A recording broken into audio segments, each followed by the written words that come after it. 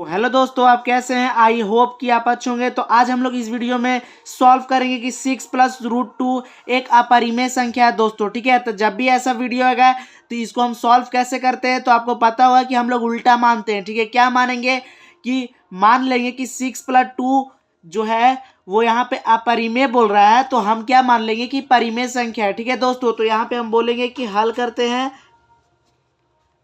लिखेंगे क्या कि माना कि 6 प्लस रूट टू एक परिमेय संख्या है।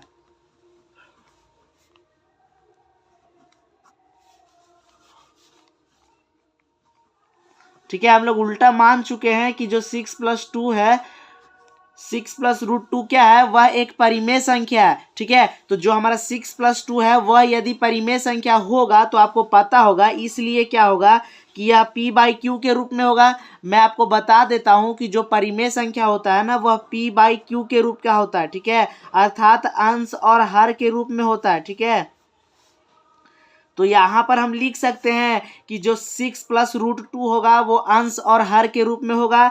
तो लिख सकते हैं, क्या लिख सकते हैं, 6 प्लस रूट टू बराबर p बाई क्यू दोस्तों। ठीक है, तो यहाँ पे एक कंडीशन होता है कि p तथा q सह अभाज्य पूर्णांक होता है। ठीक है, तो लिख देंगे यहाँ p तथा q सह अभाज्य पूर्णांक है। ठीक है दोस्तों, और यहाँ पे क्या होता है कि Q जीरो नहीं होना चाहिए, अर्थात अंश में जीरो नहीं होना चाहिए परिमेय संख्या के। ठीक है, तो यहाँ पे मैं पहले आपको बता देता हूँ कि सह अभाज्य पूर्णांक किसको बोलते हैं। ठीक है, जो सह अभाज्य पूर्णांक होता है वह क्या होता है। ठीक है, तो यहाँ पे समझिए कि हम यहाँ पे दो पूर्णांक लिख देते हैं, 2/3। ठीक है, यह एक ऐसा पूर्णांक है जो कि p बाई क्यू के रूप में है, अर्थात परिमेय संख्या है, और जो q है वो जीरो नहीं है यहाँ पे, तो यह एक परिमेय संख्या है। तब क्या करना है कि यह एक पूर्णांक भी है ना 2/3, तब देखना है क्या कि इन दोनों में एक के अलावा कुछ और कॉमन है। जैसे दो को फैक्टर करके 2/1 लिख सकते हैं, 3 को फैक्टर करके 3 × 1 लिख सकते हैं।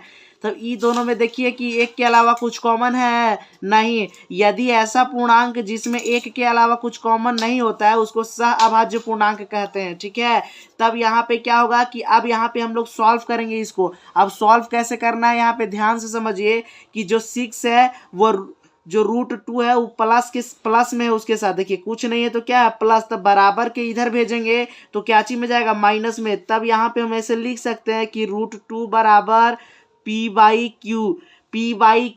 ठीक है, p/q, और इधर प्लस में है, देखिए कुछ नहीं तो क्या प्लस में 6, तो इधर बराबर के इधर जाएगा तो क्या चीज में जाएगा, माइनस में। ठीक है दोस्तों, यहां तक तो आपको समझ में आ गया होगा। अब देखिए यहाँ पे कि 6 के नीचे कुछ नहीं है तो क्या है, 1 है। ठीक है, तो इसको हम लोग भिन्न का घटाव के जैसा बनाएंगे। पहले रूट टू को हम लिख लेते हैं इधर, उसके बाद क्या करना है कि q और 1 का एलसीएम लेंगे तो क्या होगा q, और देखिए ये q को इस q से डिवाइड करेंगे तो क्या आएगा 1, और 1 को p से मल्टीप्लाई करेंगे तो क्या आएगा हमारा p। ठीक है, और माइनस है तो माइनस। देखिए q को जब 1 से डिवाइड करेंगे तो हमारा वापस q ही आएगा। देखिए समझिए कैसे, मान लेते हैं कि q के जगह अगर 100 होगा और 100 को 1 से डिवाइड करेंगे तो 100 ही ना आएगा, इसलिए जब हम लोग q को 1 से डिवाइड करेंगे तो q ही आएगा, और q को जब 6 से मल्टीप्लाई करेंगे तो क्या हो जाएगा 6q। ठीक है, तो हमारा यहाँ पे क्या आ रहा है, देखिए p-6q बाटा q। अब यहाँ पे समझना है कि यहाँ पे देखिए कि p ऊपर हम लोग क्या था कि जो p/q एक पूर्णांक था और सह अभाज्य संख्या, तो यहाँ हम इसको परिमेय संख्या माने थे ना, जो p/q परिमेय संख्या है। अब यहाँ पे देखिए कि p और q यहाँ पर भी एक पूर्णांक है, चूंकि यहाँ पे लिखेंगे कि चूंकि p तथा q एक पूर्णांक है। ठीक है। जब यहाँ पे समझिए कि p और q पूर्णांक है तब ये क्या होगा, परिमेय संख्या होगा। ये वाला हमारा परिमेय संख्या है, परंतु देखिए कि जब यह परिमेय संख्या है तो बराबर में जो √2 है वो भी परिमेय संख्या होना चाहिए, क्योंकि ये परिमेय संख्या के बराबर में √2 है। लेकिन क्या आपको पता है √2 परिमेय संख्या है? नहीं। तो यहाँ पे पहले हम लिख देते हैं कि तथा क्या हो रहा है कि p तथा q एक पूर्णांक है, इसलिए क्या होगा दोस्तों, इसलिए p माइनस 6q, यहाँ पे लिख देता हूं मैं, p माइनस 6q बट्टा में q एक परिमेय संख्या है, परिमेय संख्या है। अब यहाँ पे आपको समझना क्या है कि देखिए जब यह परिमेय संख्या है तो इस परिमेय संख्या के बराबर में √2 दिखा रहा है, लेकिन हम लोग जानते हैं कि जो √2 होता है वह परिमेय संख्या होता है? नहीं होता है, ठीक है। यह हमारा परिमेय संख्या नहीं होता है, ठीक है, नहीं होता है। लेकिन यहाँ पे क्या हो रहा है कि हमारा कि इसके बराबर है तो √2 परिमेय संख्या होना चाहिए, लेकिन ऐसा नहीं होगा। तब हम बोलेंगे कि परंतु √2 भी एक परिमेय संख्या है, इसका विरोध प्रकट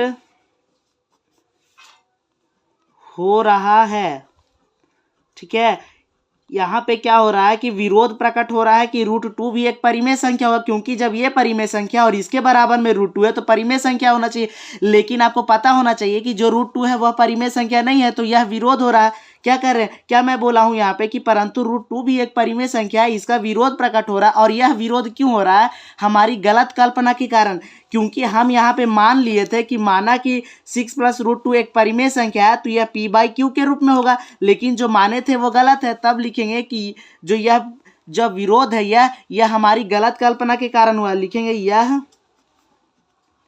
विरोध हमारी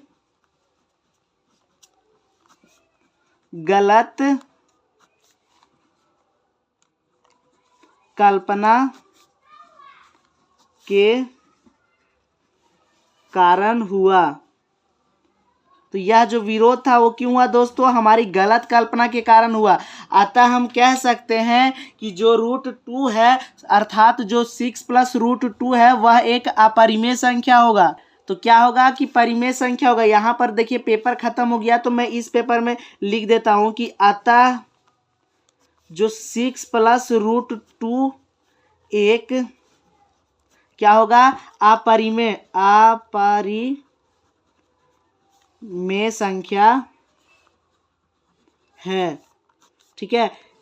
तो यह क्या हम लोग साबित कर दिए कि 6 + √2 एक अपरिमेय संख्या है दोस्तों, ठीक है। तो आई होप फ्रेंड्स आपको इस क्वेश्चन को समझने में आसानी हुई होगी। यदि इस क्वेश्चन को समझने में आपको आसानी हुई होगी तो हमारे चैनल को सब्सक्राइब और वीडियो को लाइक जरूर करें। हम फिर मिलते हैं एक नए वीडियो के साथ, तब तक के लिए जय हिंद दोस्तों।